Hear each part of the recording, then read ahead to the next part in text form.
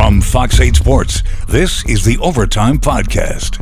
From the Fox 8 studios in New Orleans is the Fox 8 Overtime Podcast. I'm Vasilios. That is Sean Fazende. Remember to like, subscribe, rate, and review. You can find us wherever you listen to and watch your podcast. And if you happen to be watching on YouTube, hit the bell notification button. You get an update every time we upload a new podcast. Sean, we're back in the locker room today. You were back in the locker room today with the New Orleans Saints. What is what's the headspace they're in right now? Like, big picture, what's the mindset walking in there? Yeah, well, first off, like you said, like, share, rate, review, subscribe to the podcast. Keep those comments coming. All questions, the Final Word feature on the Final Play app, or leave some questions below in the comment section. Okay, so it's Wednesday. Hopefully by now you've processed the loss. It was an ugly effort. It wasn't good enough. It wasn't good enough. As a fan, as someone viewing this podcast, you probably, hopefully, you've turned the page because the Saints have. And that's why I wanted to start with this, because it is my pledge, it is my duty, in my opinion, because I'm not just, I'm not just a guy that talks about the Saints and doesn't actually interact. I go there, I talk to the players, I talk to the coaches, talk to the people in and around the organization. And I think sometimes there is me being kind of in the middle, I have a small window into what's happening, but I'm not inside the building more than the average person, but certainly not a lot.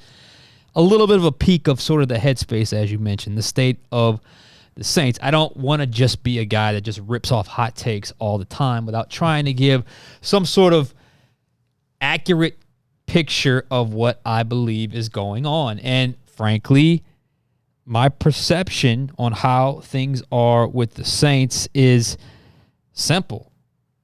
I think this team still remains very, very, very confident. They believe Sunday was a bump in the road. They believe they deserve to lose Sunday, but probably deserve to be 3-1.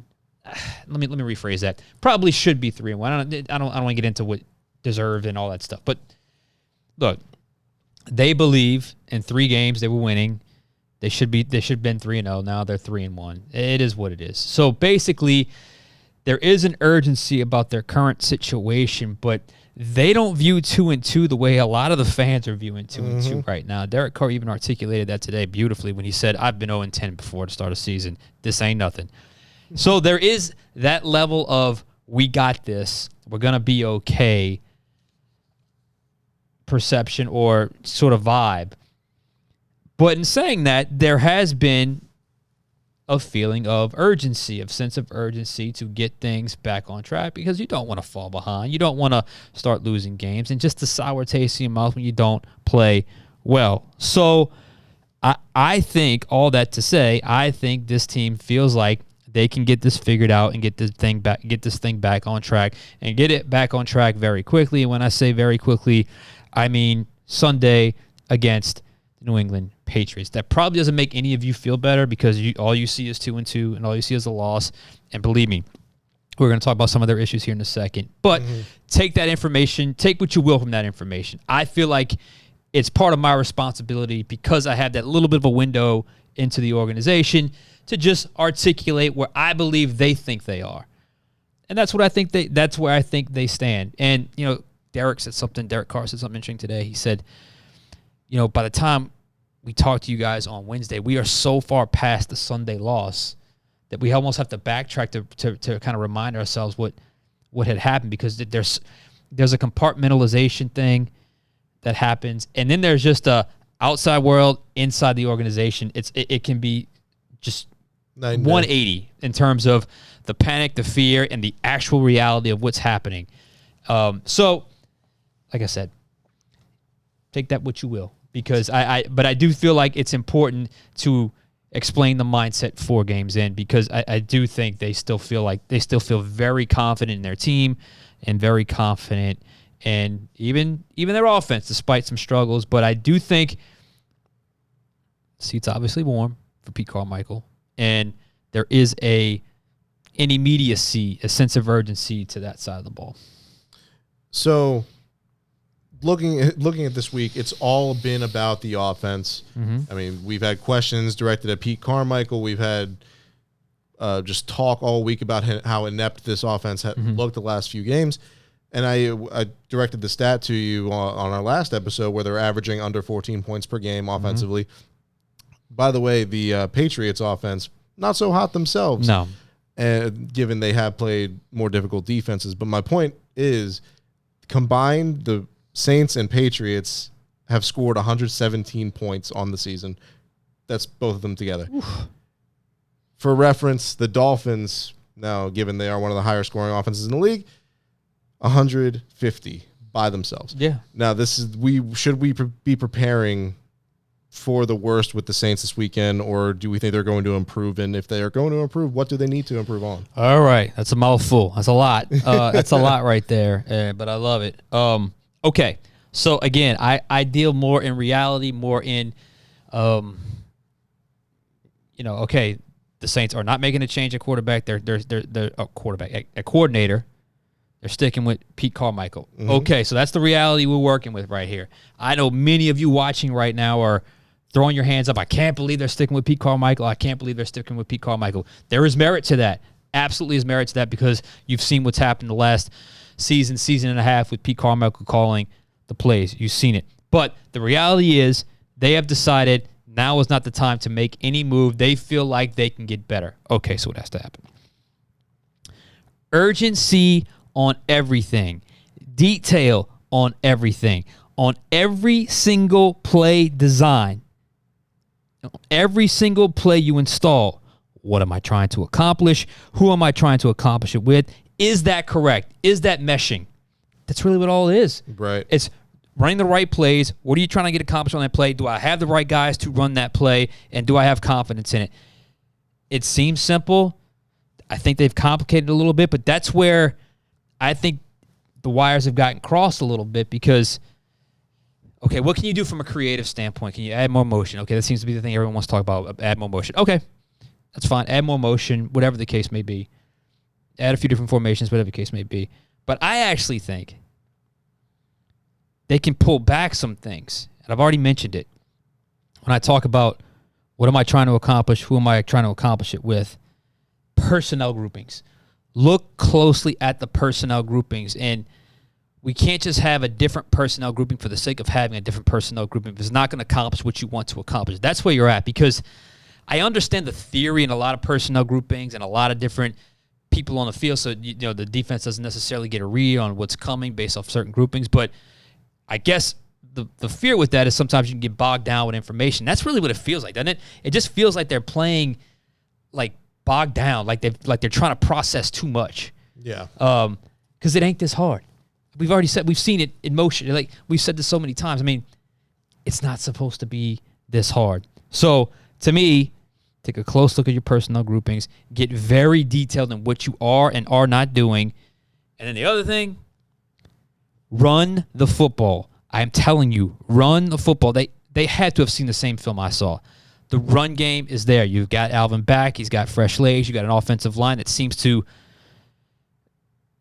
relish in run blocking. I mean, they haven't been perfect in that regard, but they've gotten better in pass blocking. But I think they've always been a little more natural when it comes to run blocking. Run the football, stabilize some things, equalize some things, take the pressure off of the complexities of play in, play out, personnel grouping in, personnel grouping out. Run the ball. Just see where that goes. Just see where that goes, and let's just see how that helps the overall consistency, down-to-down efficiency. Because like we said, Sil, what's the identity of this team? Are they a fast, explosive team? Are they a run-first team? Are they a power team? What are they? We still haven't seen it. We still don't know, and there's way too much invested on this side of the ball, that side of the ball, to still not know who you can be. Yep. Still keep waiting for that breakthrough, that moment where it's like, yes, here it is. Where everything just We've clicks. seen it happen before. Here it is. I mean, you can't tell me with Kamara, with Taysom, with Carr, with Olave, with Shaheed, you can't get it done. Even with a suspect offensive line the first couple weeks, you got to be able to get to that point. Also, another thing I saw that, and I think it's been brought up a couple times over the last couple days, the middle of the field is open and it's just not being used. Between the seams, say 8 to 9 to 10 yards downfield and all the way down the field between, beyond 10 yards of the line of scrimmage, the middle of the field between the seams are open. They've got to get back to using the middle of the field. So we don't know what they're planning. We don't know how they're planning it. We don't know what they want to do against the Patriots. But what we do know is there is an urgency for that side of the ball to get better. Still, I know that he don't necessarily want to make a change midseason.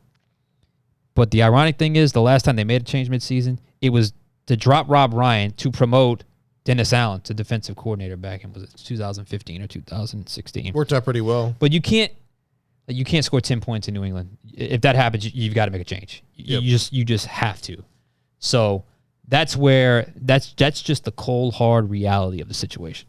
I mean, that kind of leads us in perfectly into our next point. And I mean, we saw the practice report today. The Patriots only had 2 DNPs, both on the defensive side of the ball. Christian Gonzalez, the rookie, looked really good. And then their sack leader and Matthew Judon, both those DNPs likely not playing, done for the season most likely. But they traded for J.C. Jackson today from the Chargers, who in his last 2 years in New England compiled 17 total interceptions. So all that to say, can Derek Carr bounce back against a Bill Belichick trademark defense? Yes, he beat him last year when he was in Las Vegas. You remember there was that crazy game, last play of the game, where somebody tries to throw a lateral backwards to Mac Jones, and Chandler Jones picks it off and runs the other way on the last play of the game. It was the Jacoby wildest Myers, play. I think. Is that who it was? I think it might have been. So, yes, he can. He can. The Patriots don't look like – Bill Belichick just looks like a coach that has no answers right now. They look – I'm not even sure – talk about no identity. I'm not sure what they are or who they are either. But where does Derek Carr have to get better?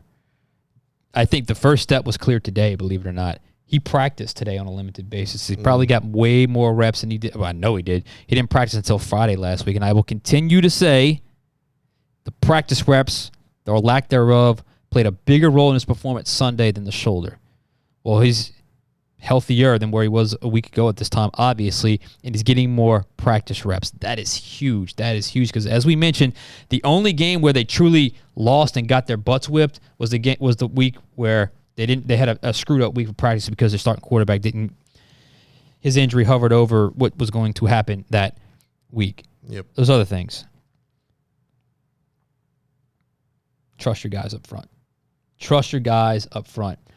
I was on a radio show earlier today. He said he's been a little impatient in the pocket. I can't believe I didn't think of that. Yes, that's it. Impatient in the pocket last couple of weeks. That was not there in weeks 1 and weeks 2. Week 1 and week 2. Weeks 1 and 2. Did I get that right? You got that one. Yeah, that okay. one, yeah. Weeks 1 and 2. So what does that tell you? He was standing in the pocket. We were talking about how well he was navigating the pocket, climbing, sliding, flushing. Yeah. Now he's retreating too early. Now he's kind of feeling pressure that's not there. You'll see on the film study tonight, there's a third down play where Olave is open, and he just leaves a spot where he doesn't have to. The double A gap blitz is picked up, and he's got time. There's a window to Olave on a dig route, and he just moves his feet and moves off a spot, and the window closes. Trust your guys.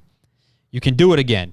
Your offensive line got better. You need to go back to what you were doing week 1 and week 2 because the last couple of weeks, even in Green Bay, he was really quick to the sideline, but they got up 17-0, so no one really kind of talked about that. But trust your guys up front. And the truth of the matter is this. He has not been perfect. We talked about his grade, C+, B-. But the truth of the matter is, still, despite inefficiency for some time, he's been good enough to win games in all except for one. He was good enough to beat Green Bay. He was good enough to beat Carolina, and he was good enough to beat Tennessee. They got to get back to that and then more. Because if they don't, he's got to get back to that and hopefully take his game to an even another level. Because if they don't, that's going to be frustrating because it has to work with Derek Carr. It has to work with Derek Carr. The organization has put too much into Derek Carr, and they understand how important this position is for it to not work. It has to work with Derek Carr. So hopefully... you listened to him today, didn't you? I did. He seemed a little bit at ease. He didn't seem like he was overly stressed or overly concerned. Yeah, and it kind of goes back to that line you mentioned earlier. He's like, I've been 0-10. This ain't that. So and honestly, like I just said, I mean, they really should be 3-1, and They've outplayed their opponents in 3 of the 4 games. I just think that's where their mind is right now. So hopefully they can just bounce back this week and then just get this identity, this rhythm, this thing flowing, because like he alluded to it after the game Sunday, there were moments they look really good in training camp. I know it's training camp, but still, they look really good. Sometimes in training camp, you expect to be worse, especially with a new quarterback, and you expect the building blocks to take longer. I remember being on this podcast saying that, man, they seem way further along than I thought they would be. Well, now you got to get back to that. So hopefully that can be done. But we'll see how it works, and we'll see if they're able to bounce back Sunday against New England, because they need a victory, no doubt about it. Take us home. All right. Thank you guys so much for tuning in today. This has been the Fox 8 Overtime Podcast. Remember to like, subscribe, rate, and review. You can find us wherever you listen to and watch the podcast. For Sean Fazende, I'm Vasilios. We'll catch you guys next time.